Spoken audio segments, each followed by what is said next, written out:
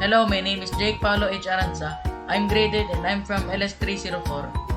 Think, Act, Save, the power to energy efficiency is my presentation. The graph shows the 4-week electricity consumption at home from August 29 to September 25, 2020. It shows that there is downward slope on electricity consumption at our home during that time. As we can see, there are positive slopes that from first week to second week and second week to third week due to increase of electricity consumption, and a negative slope from third week to fourth week due to decrease of electricity consumption. We need to adjust our day-to-day behavior to conserve energy. To efficiently increase our energy efficiency, it requires us becoming aware of how energy is used, where it is wasted, and how it can be more efficiently and efficiently in everyday life. Here are some tips to help your home to save energy and be more efficient.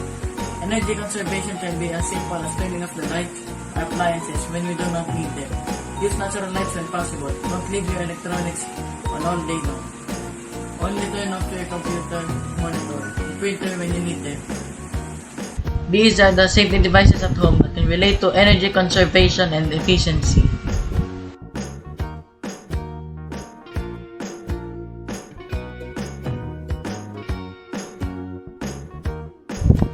United Nations Sustainable Development Goals. Goal number 7, affordable and clean energy. The goal here is to ensure access to affordable, reliable, sustainable, and modern energy for all. Goal 11, make cities inclusive, safe, and resilient and sustainable.